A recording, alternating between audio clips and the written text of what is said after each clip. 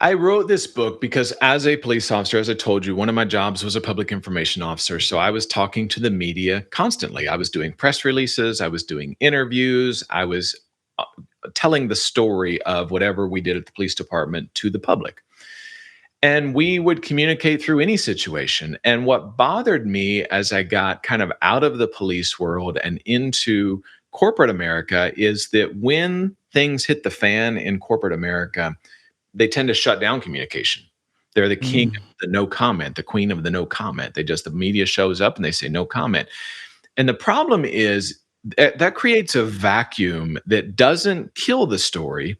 It just forces the media or your employees, maybe it's not the media, maybe your employees know something is up and nobody's talking about it. It forces them to fill the vacuum. that's They'll it. go and get the story from somebody who doesn't even know what's happening. Mm. That story will get beyond your control. And what I've learned is our imaginations are way more creative than what the actual problem is. 1,000,000%. I'll say this, I just want to jump in. Yeah. That's the same situation in marriages and in relationships, right? Yes. I've told so many people when I don't speak, my wife then figures out all of the things she thinks I'm thinking about.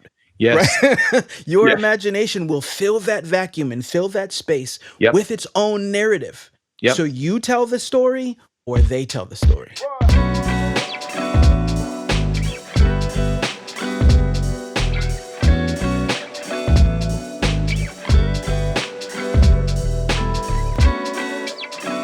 Woo wee.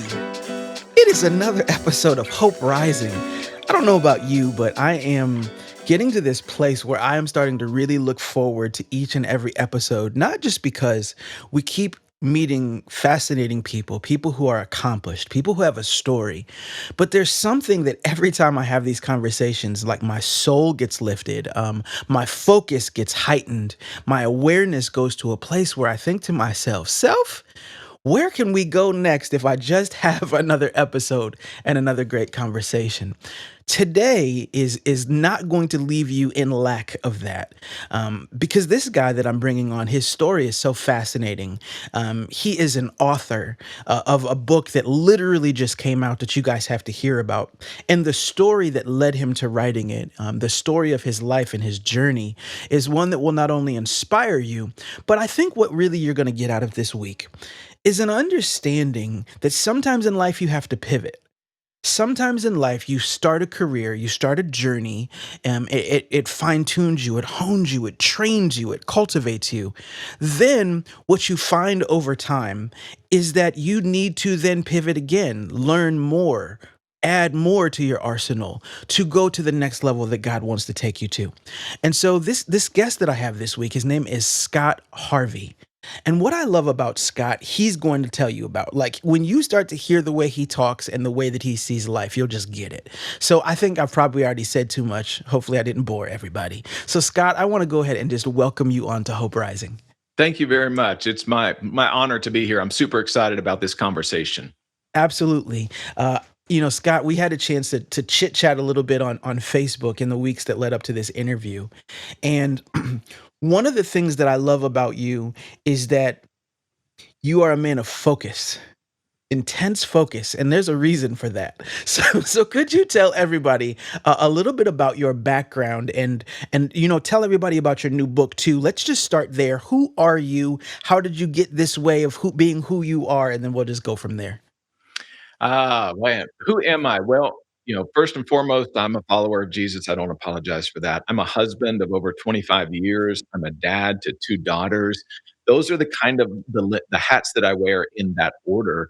But I'm Mm, also an author, as you mentioned. I'm a professional speaker. I've spoken on hundreds of thousands of stages in front of hundreds of thousands of people. And I just feel like I have a message to share. And that message mm, was honed out of over 20 years in law enforcement.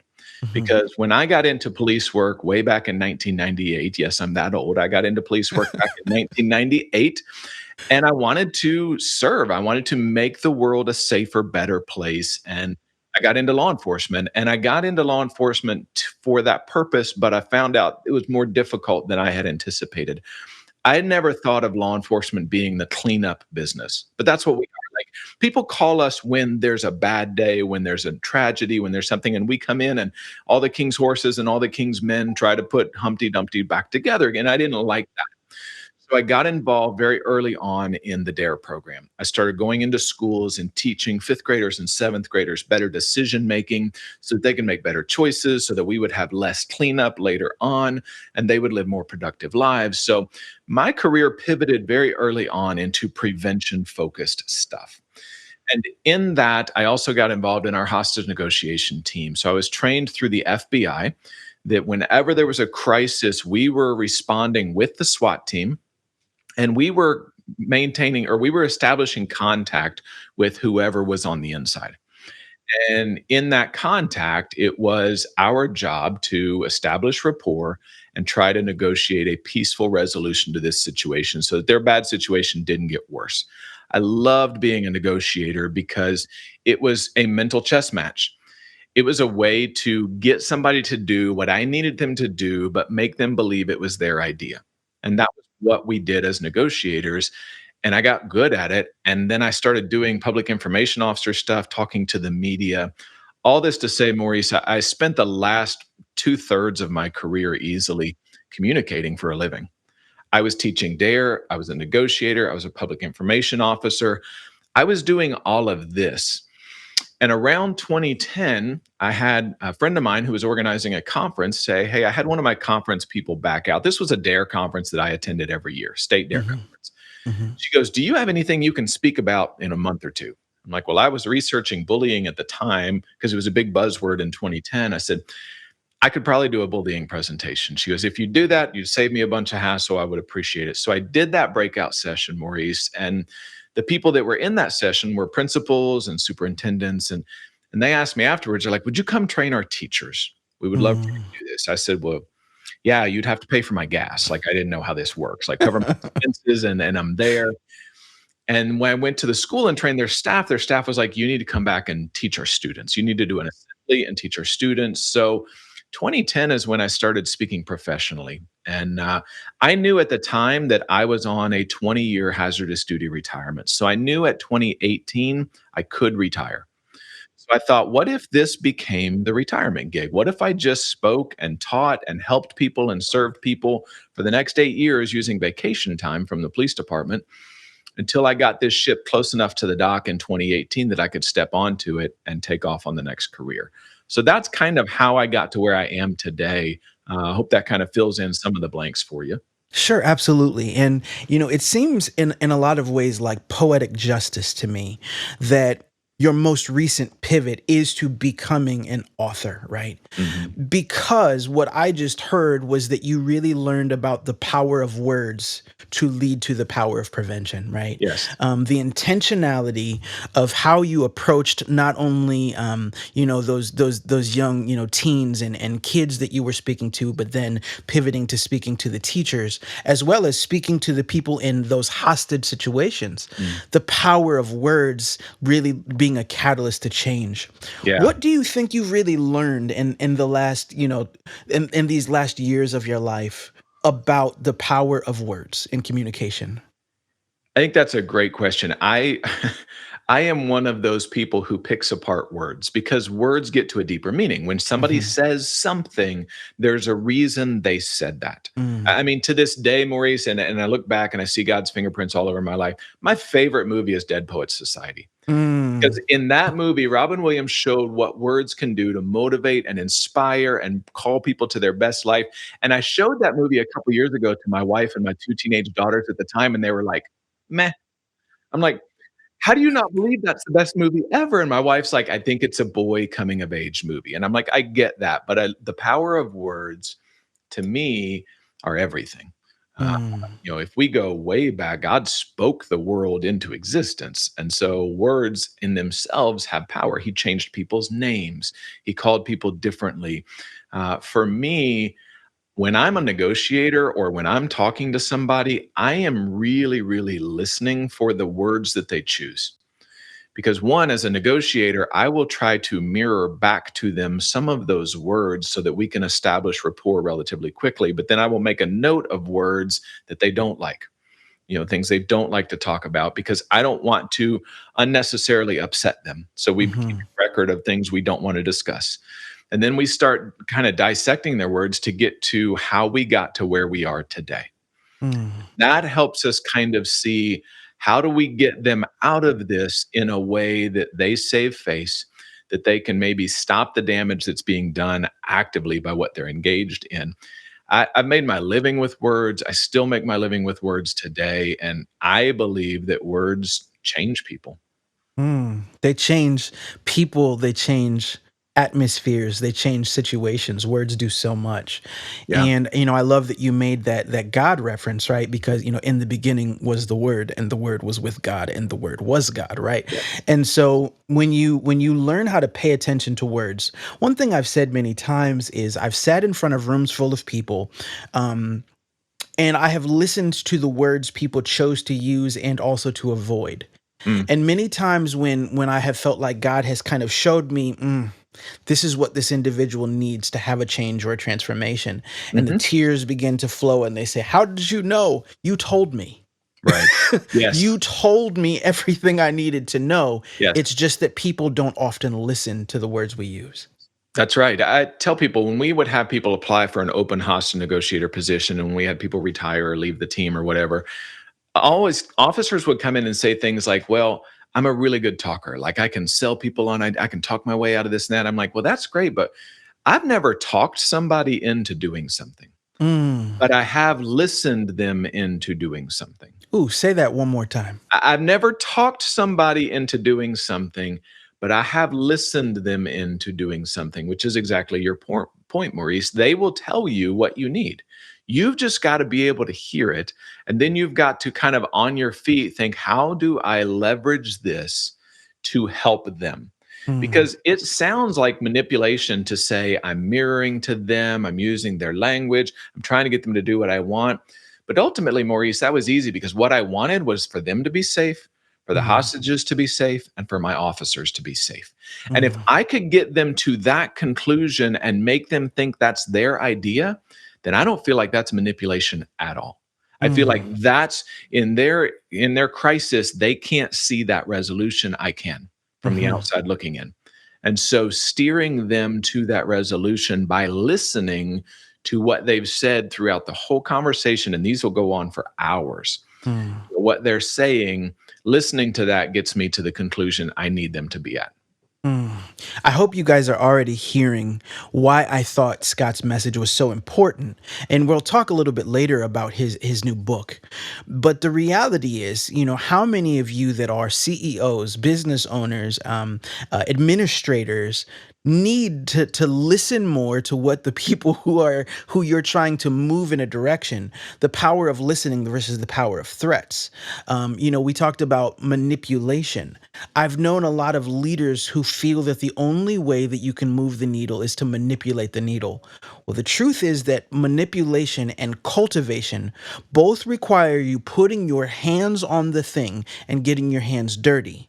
But do you come out of it clean, or do you come out of it more messy is the key, right?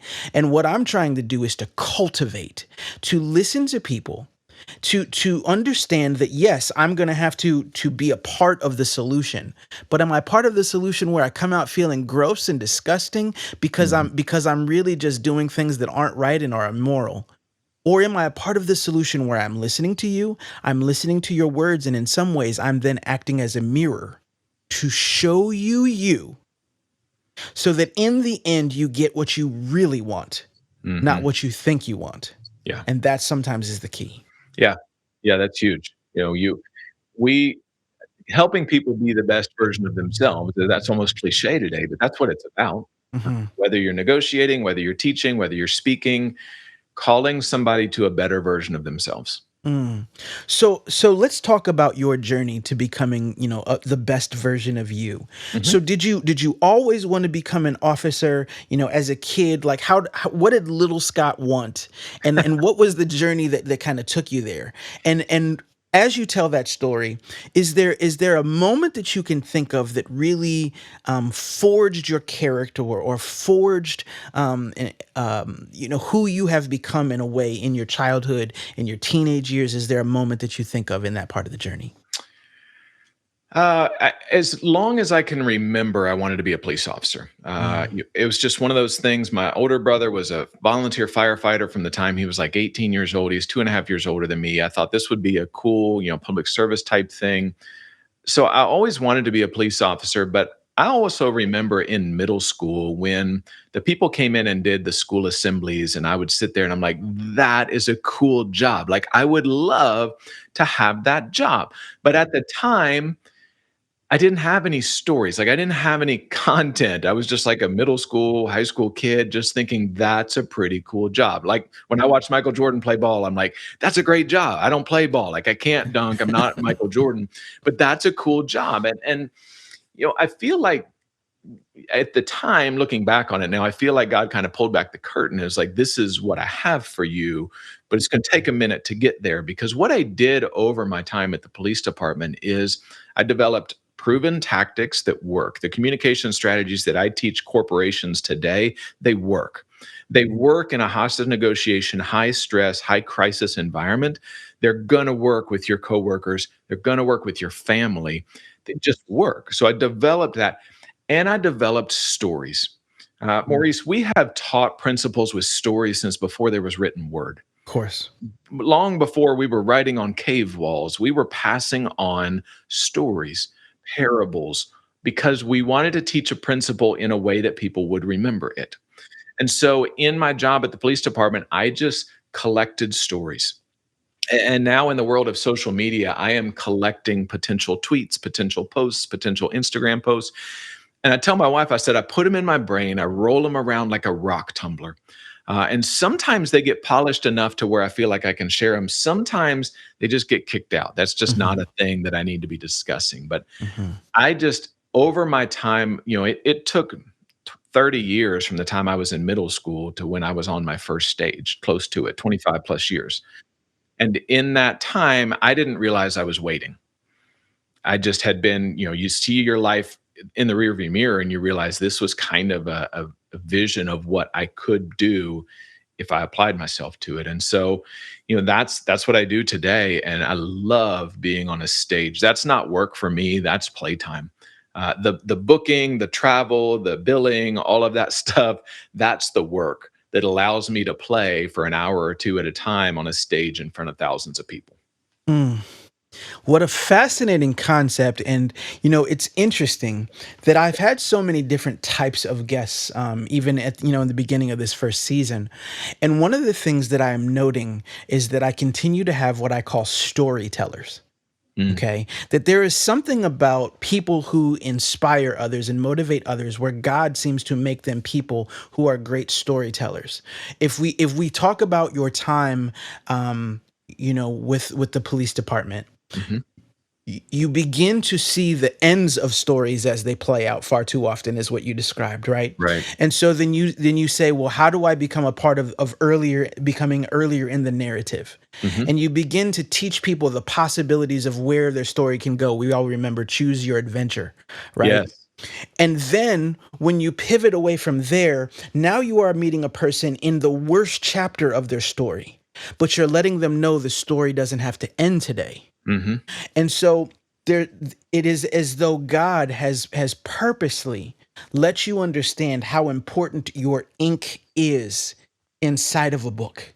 Mm. You personally, you are letting a person know you still have blood in your body. You still have air that is moving through your lungs. You have a say in where the story goes. The Yeah. question is, will you take advantage of what God is trying to do with you right now? Yeah. Do you always see how pivotal important that moment is, even today as you stand on these stages in front of corporations and all these individuals? I would love to say always. I don't always do anything. I do my best, but there Yeah. are times for sure where you almost feel bad cashing the check. Like, I have to Mm. support my family and stuff, but I would Mhm. 100% speak from stage for free. It's Yeah. that much fun for me. So, yes, I do understand how amazing this is. I love what I get to do. I love motivating people and moving people. But my challenge with the speaking, one of the reasons I kind of pivoted to the book is the best illustration I can give you for being a public speaker is it's like building a sandcastle. Mm. Like you labor and you create and you build this amazing, beautiful structure, and you stand back and you admire it. And as soon as you walk away, the tide comes in and starts washing away your work. I Mhm. stand on stage and I speak and I give principles and I give tactics that are going to help people. And then they go to sleep and the tide has come in and washed some of that away. They Mhm. don't remember it quite as much. They just remember it was kind of a cool thing. So one of the things I always try to remember is the Maya Angelou quote that people won't remember what you said, but they'll never forget how you made them feel. That's it. So when I'm speaking, I am always trying to elicit an emotion from my audience because that's my best chance of you remembering what we talked about. Once again, it sounds manipulative, but if what I believe I'm telling you can change your life or make your life better, why would I want you to forget it? Why would I not craft it in a way that the story elicits emotions from you that make you hold on to that principle longer? Mm. So what is let's talk a little bit about emotions. Okay. Because I've seen people speak to emotions in a way that is dangerous, and I've seen people speak to emotions in a way that is transformational and transcendent.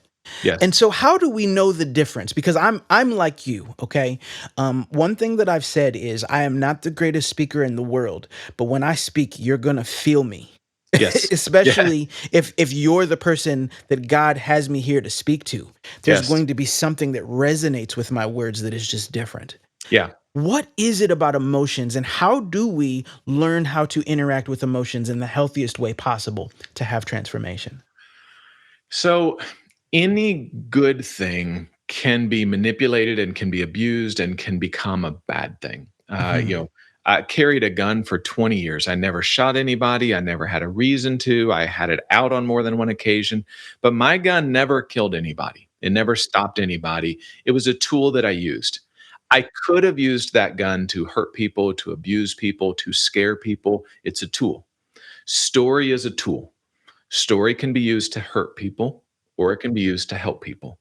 I think of the parents who are the travel agents for guilt trips and who just use story and I've slaved all day and this is the thanks I get at home. And like I understand that a little bit as a parent, I'm but sorry. I'm sorry. Wait.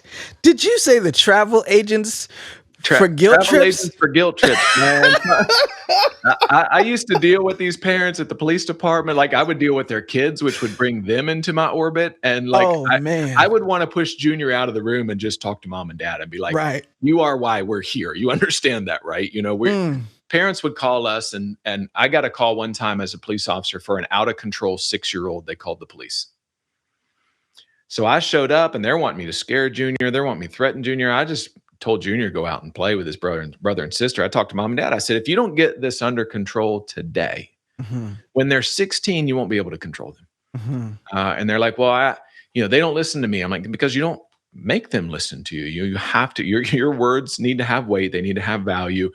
But the toxic parents are the ones who will make you feel guilty over everything. And they will Mm. use story, they will use your life experiences, they will use what they know about you to manipulate you to a point where you end up doing things you wouldn't want to do just because of the guilt that they've racked onto you. So, story can be used to help people, it can be used to hurt people. It's just a tool. Mm. And when I teach these practices to people, sometimes I tell them you have to be careful with this because you can use this for evil or you can use it for good. I mean, I grew Mm. up watching Star Wars. I hate to admit this, I saw the original three and then I kind of fell off the map. So I'm way back in Star Wars, Return of the Jedi, Empire Strikes Back. Those are the ones that I know. And Mhm. you just see the force. It's just a thing that people either use for good or they use for evil. Mm. That is so good. And I thought that was important to talk about because even if you talk about parenting, there was one parent that listened to what you just said and shook their head and said, absolutely. And there Hmm. was another one who listened and said, what are you talking about? If that's what I have to say to move the needle, then that's what I have to say to move the needle. And I think I would also liken that to entrepreneurs, to business people who have a team of individuals who are they're responsible for, people Hmm. who are relying on them and they're relying on each other to make sure we hit the mark, to make sure that we're making money, that the company Mhm. stays afloat and stays Mhm. functional. What do you say to those people who say, "Look, I have to use guilt trips and do those types of tactics in order to get things done and to stay in business?" I would say that they're taking the easy way out, the short term easy. You can guilt somebody into doing something and they'll do it, but they'll also be looking for their next job at the same time. Like they'll do it to get you off their back, but they're not going to feel valued. They're not going to feel like they matter. They're not going to feel appreciated. So it's a short term play. You can use guilt for short term, but if you want to build long term legacy, lasting relationships, guilt is not the way you do it. And, I was hard on parents a minute ago. Like my kids are 22 and 18 right now. Like my prayer is I make enough money to pay for their therapy, because I did the best I could. I've never been a parent before. Like I've messed some things up before, but there's no such thing as a perfect parent. There's no such thing as a perfect boss. But I will tell you the times that I did better as a parent was the times when I would pull them aside and say, I didn't handle that the way I should have. And I'm sorry. I should not have yelled. I should not have lost. I should have listened to you. And I'm sorry. And then the real challenge, and this is whether you're a parent or a boss, the real challenge is to stop before you say the but. I'm sorry that I yelled at you, but you were acting a fool, right? That's not an Mhm. apology. It's Like not. the apology is, I'm so sorry I yelled at you. And I'm going to do my best to make sure it never happens again. Mhm. It's so fascinating that, God has placed us together, because I just wrote a book called "Your Butt Is Too Big," Mhm. and the entire purpose of it is teaching long-term transformation versus short-term change, exactly what you were just talking about. Yes. And what you find is that most people are looking for the fastest way to get relief out of a situation, and generally that keeps you in the cycle of the situation. Yeah. What you really need is to find long term solutions. And we find those through accountability, right? Through me acknowledging who I am, who you are, and what we have that's in front of us. I'm not going to get it perfect. I'm not always going to get it right. However, we have the ability to do the best we can right now imperfectly. And so what we can do is we can acknowledge the truth of the situation. We can acknowledge the possibilities and options within the situation, tough as they might be. And then we can go through the tough work of cultivating something new. I love that word, cultivation. Mhm. So one of the things that you teach so many different types of people right now is the art of communication.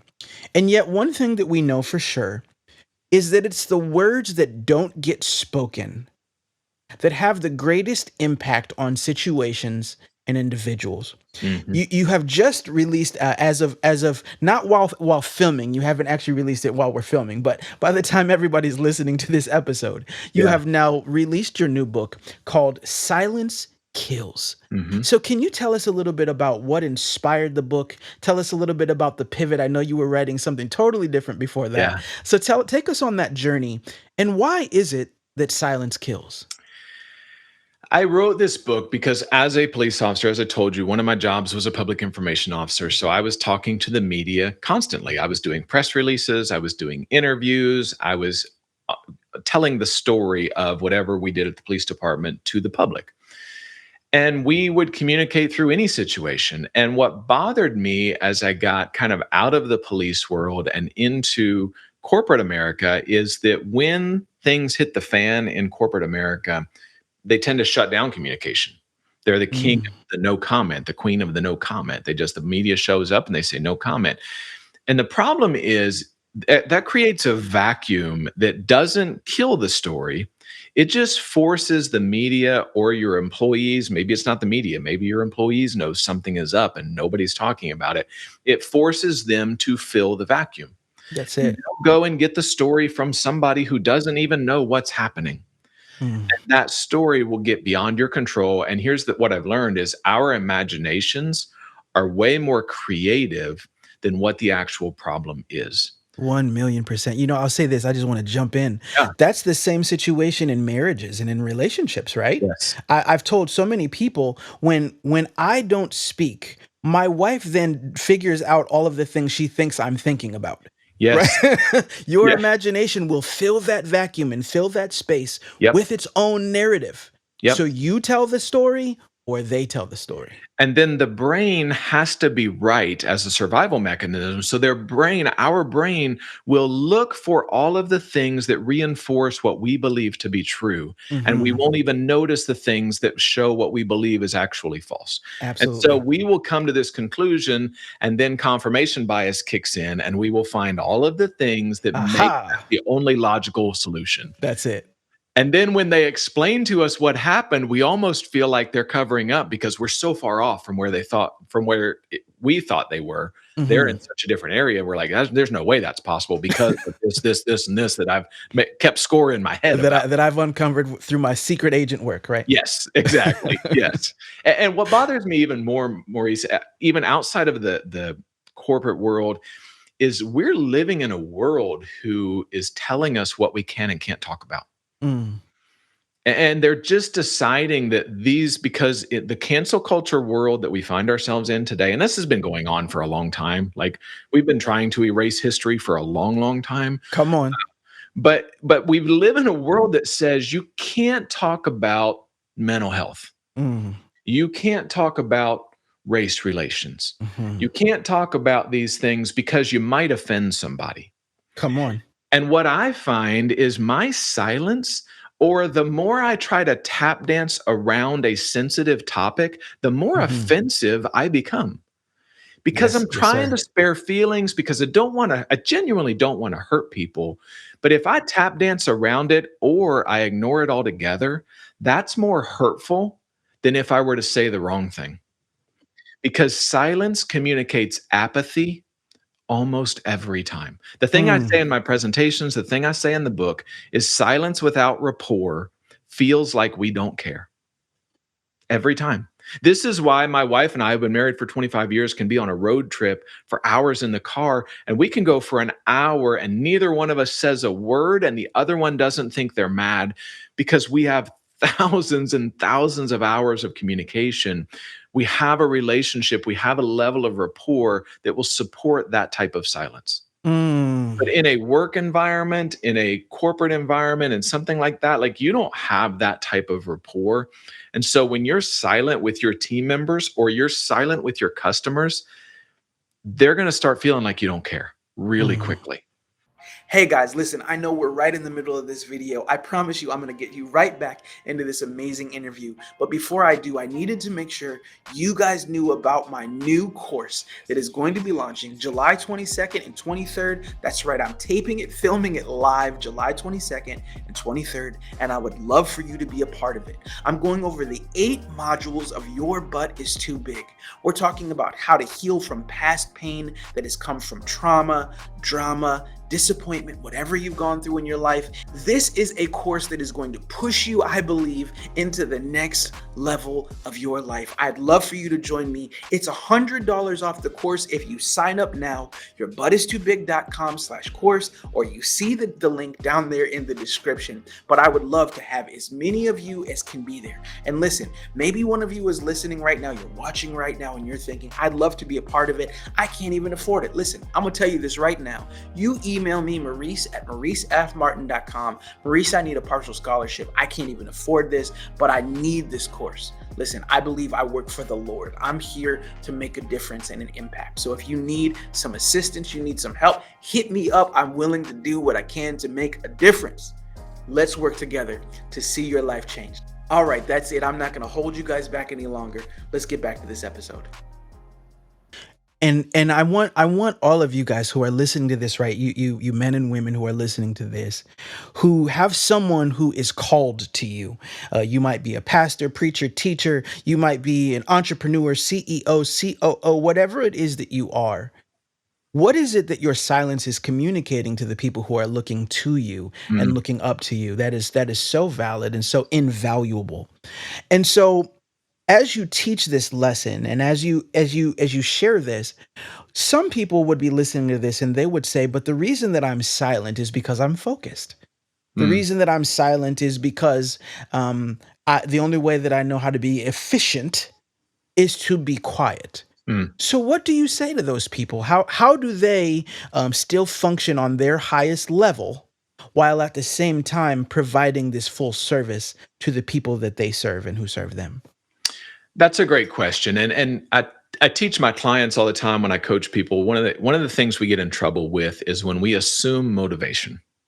When Mm, we assume somebody's silent because they're complicit or they don't care or something like that. Maybe they're just a focused person, as you mentioned. But the mhm, problem is maybe that's me. I'm the focused person who just doesn't tend to talk to a lot of people. I don't really get to determine what my silence means.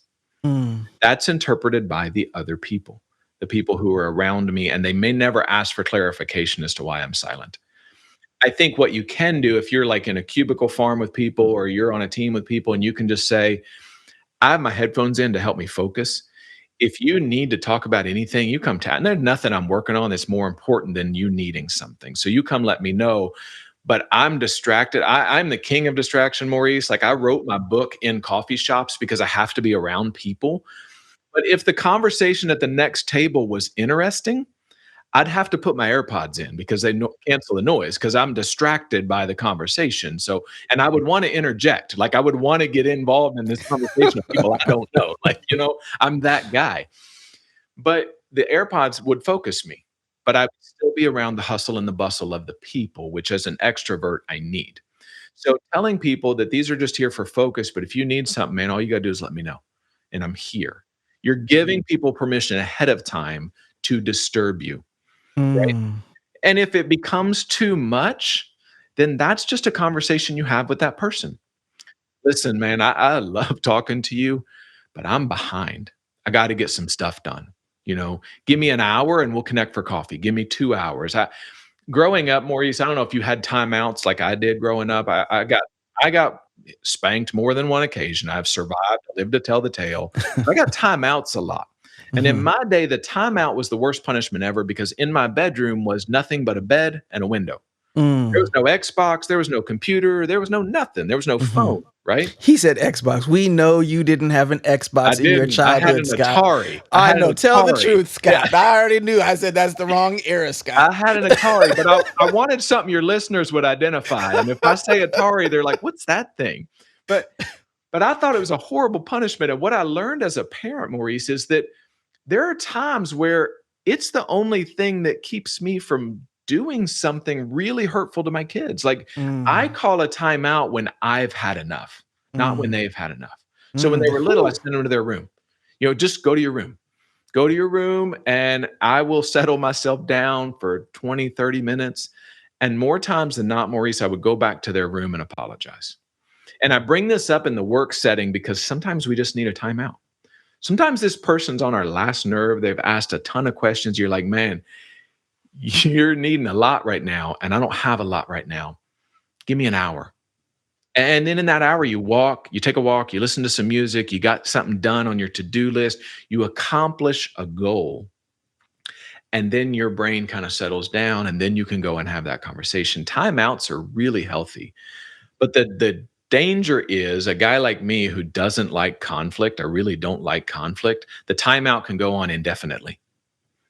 And I can convince myself in that timeout, it's not that big a deal. That's it. What they did, really not that big a deal. Like, I'll just let it go. I won't bring it up. And then the next time they do it, I don't start from zero. I start from about 20 That's it. because I'm already mad, right? Because you Mhm, didn't fix this problem that I didn't tell you was a problem. And somehow mhm. that becomes your fault, right? So the timeout has to be temporary and you have to set a time to come back. You leave a meeting really aggravated or really excited or something, and they're like, hey, you want to talk about that thing? I do. Give me 15 minutes. Mm. And in that timeout, your brain settles down, your nervous system settles down, and you can have a better conversation. So I think that some of my listeners today would really benefit from hearing you speak about a couple things. Mhm. Because I know that when I talk about some of these same subjects, people are very quick to say, "Well, you must be good at this, and it comes natural for you. That stuff doesn't come natural for me." Mm. And though you have said multiple times, "I walk back in the room and apologize," which Yeah. you're already saying you're not infallible and you make mistakes and you're Yeah. imperfect, but someone still is not really hearing that, even though you're saying it. Mm. So How have you really done? I mean, is all this natural to you? Is it natural for you to have such a kind heart? Is it natural for you to always be thinking about others? Was it natural for you to be a police officer who is white in a country where there's been cultural dynamics of aggression and hostility and tension? Has all of this stuff been as easy as you make it sound when you speak with the gifts that God has given you? No, there's plenty of wreckage, plenty of carnage behind me. I have hurt people. I've handled things poorly, but that's the beauty of being 48 years old is that like you Mm, get to a point where you're like, okay, that doesn't work. And now that my oldest daughter is married and her and her husband are amazing, they've been married 6 months. Like moving from dad to coach is hard. Moving from the coach to say, I don't think that's best, but you guys decide. 'Cause it's not my call. I'm not your husband. Like, you need to go to your husband first and talk about this issue, and sometimes he comes to me because he doesn't have a father figure, and he's like my son, and I'm cool with that. Like, I've never had a son before. The first son I got was 22. All the work was done, like, he's raised, I don't have to pay for his college, it's a good deal, right? So, I'm happy about that. But I just moving from dad to coach was a huge mm, transition, and we have to do that with the people we work with too. This you asked, is this something innate in me? No, it's something I've honed over 48 years. Like, there are definitely people who have hurt me, that have caused me to do things differently, and so we learn from that. I'm a big believer in there's a lot of things that happen to us we don't choose, but we can always choose what we do about that. We can choose to become a victim, or we can choose to be better, and I will tell you, the times that the world has told me I've chosen poorly and I've learned otherwise have become the last few years of my life. I really feel like the most growth for me has been the last few years of my life. And I'll get real with you, Maurice. When George Floyd and Ahmaud Arbery happened, I was retired at the time. I was retired from the police department. What bothered me the most about George Floyd was the officer who stood by and did nothing, mm, because I felt like if I say nothing about this with the platform that I have, I'm that guy, right? mm, I'm that guy that says this is wrong and I'm saying nothing, I'm not doing anything, and silence feels like you don't care, right? So I started scheduling coffee and dinner with friends of mine who didn't look like me, right?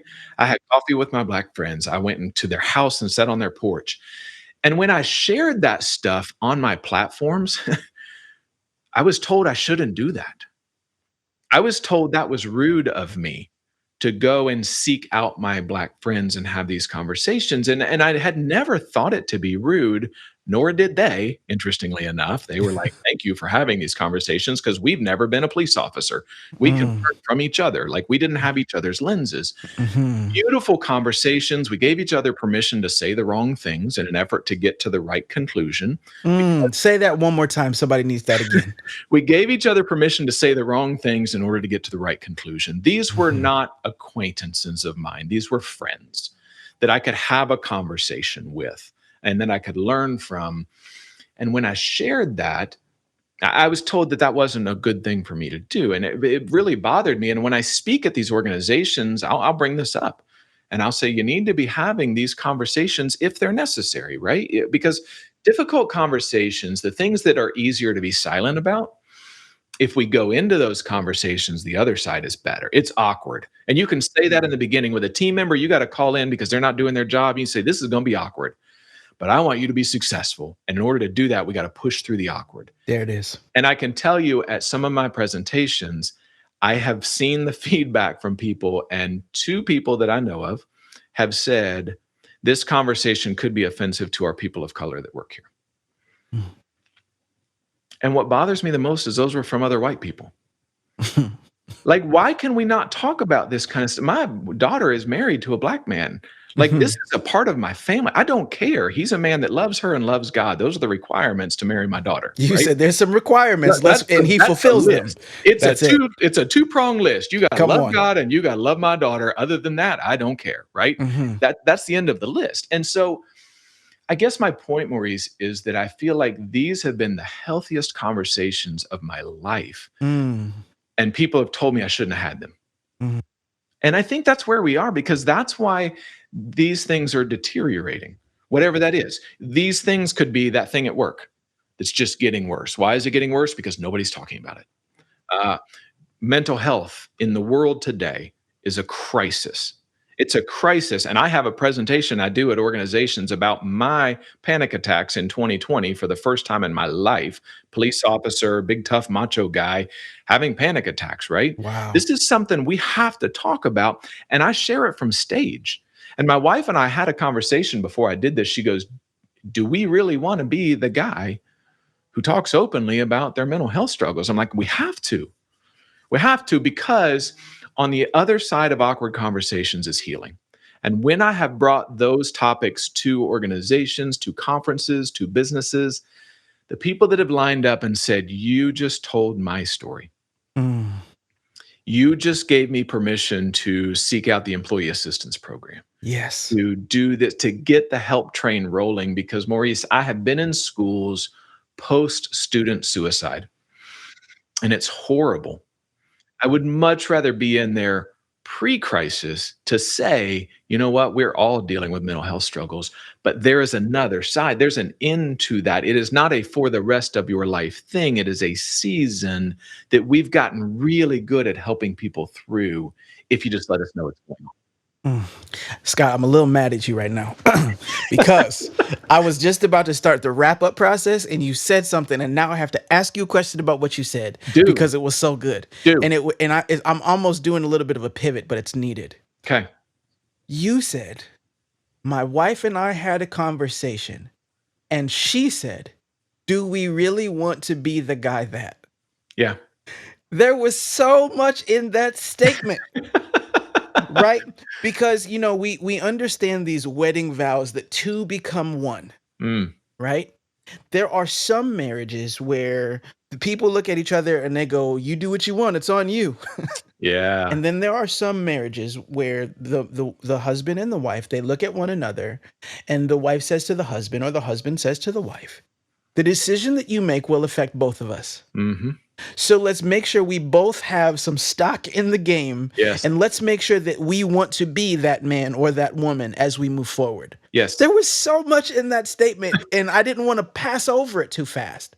So I don't want to make you tell us, all of the journey of your marriage, but I want to ask you this. How did you and your wife get to that place where you really had each other's back on that level?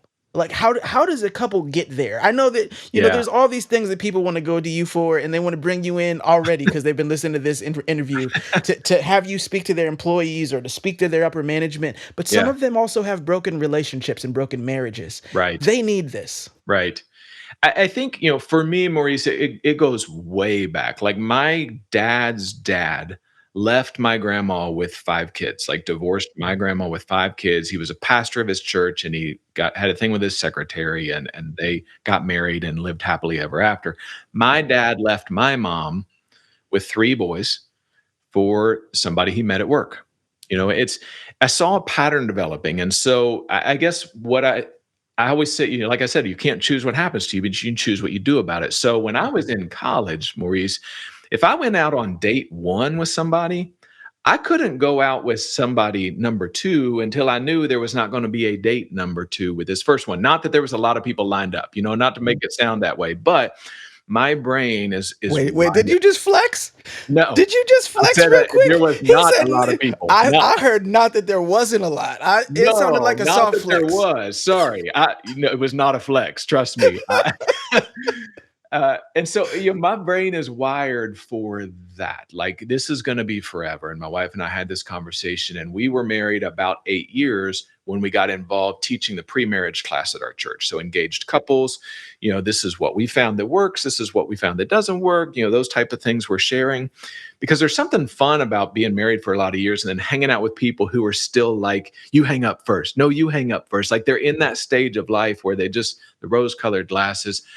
And as we're telling them, hey, make sure you're having date night, we drive home, and my wife and I be like, we should probably do that more. That thing we're teaching people, we should probably do that practice more, what we're right? preaching. So Yeah. it was very convicting to us. And so it's always been a focus. We're just a couple of months from being empty nesters, like, which has been one of the hardest struggles of our marriage. We still love each other and love each other's company, but my Mhm. wife's lifetime goal has been to raise productive children. Mhm. And when your youngest reaches the age of 18, you start thinking, now what? Now what? Now what do I do? What do you have for Mhm. me, God? Like, what's next for me? And Mm. so we have always realized that our decisions affect probably those around us more than they do us. If I blow up my life, that carnage gets on everybody I love. I haven't done this live on air or live while recording, but I'm gonna say your wife has an entire ministry in her. And when she is trying to figure out what is next, she has to remember that her voice has a lot of influence in circles. And some of the circles are circles she doesn't even walk in physically. Mhm. So, in other words, people have watched her in the way she has parented and watched her in the way that she has interacted with you and interacted with the community. Mhm. And so, I think I'm just speaking prophetically right now. So, Mhm. what I can see is that your wife, the lessons that she's poured into her children and poured into you, she's meant to pour into other people so that they can pour it into their children. Yeah. And so there's so much ministry in her. Mm. And when she finds that, when she sees that and discovers that, then the two of you can speak together. Then the two Yeah. of you can go to a place and both speak on a conference. There's Mm. so much power in that. Yeah. I love that. I love that. We have kicked around the idea of a marriage conference before, uh, but we haven't pulled the trigger on it. So that's something that we're considering that. So I appreciate those words, and I would definitely Mm. let her know that. I love it so much. Well, I hope for those who have been listening today or watching today, however it is that you guys have been catching this, that this has been something that has blessed you. You heard a little bit of his struggles more actually at the end of the interview than at the beginning. But I hope that one thing you've seen throughout this or heard throughout this is transparency, integrity, and character. Those are three things that I think of when I think of Scott. And I really hope that you all literally go out and buy this book, Silence Kills. I hope that you consider having him to speak for your corporation, for your school, because I think that his message is one that is spirit led, that God has placed this man on the earth at such a time as this to make an impact and a difference. And I hope that today's podcast and the podcast in general is making a difference to you. If it is, I hope that you will share today's episode.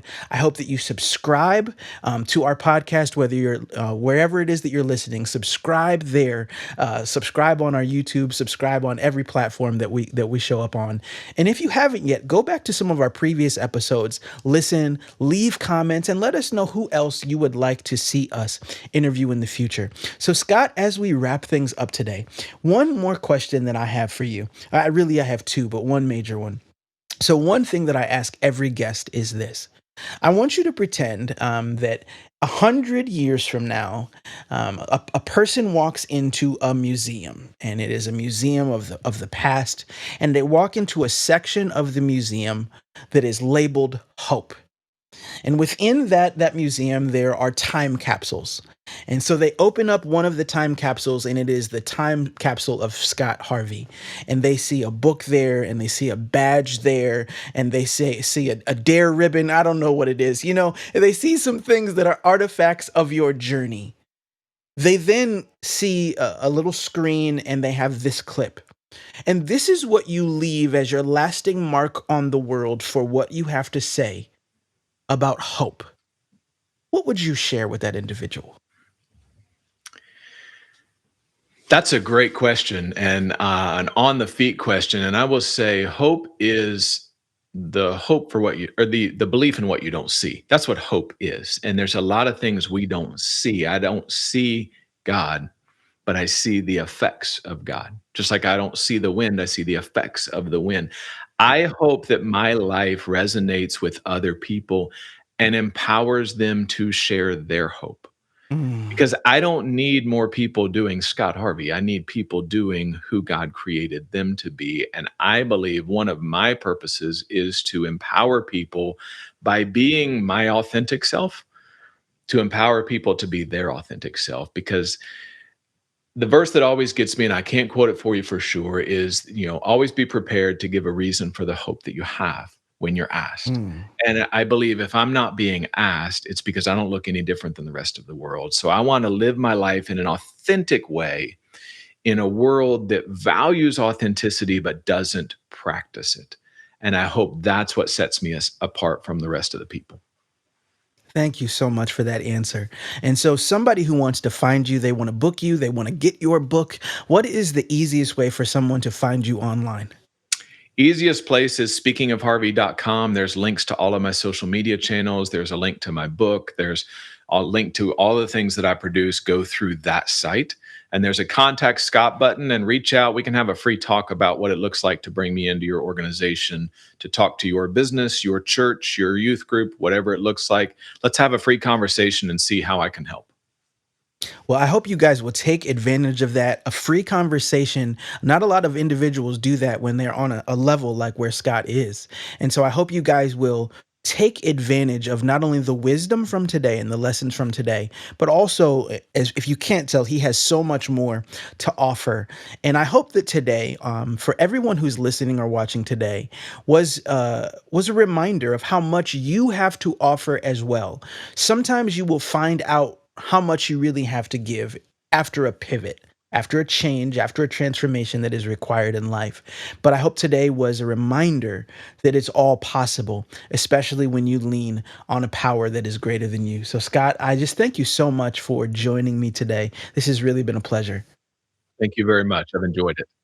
Yes, you are so welcome. And I want to give a shout out also to Everyone Wins Together Productions. Everyone Wins Together Productions is a media production company whose mission is to curate content for the creator and produce experiences in music, media, and live production. Email Jason at ewtproductions.com to get started with your podcast, music for your digital content, or development for your music and production teams in your ministry. You can also follow EWT Productions on social media so you can get updates on everything they have going on. And so for today, I am signing off. This is Maurice F. Martin, and I just thank you for joining us for another episode of Hope Rising, where those who inspire go for inspiration and the unfulfilled go to find fulfillment.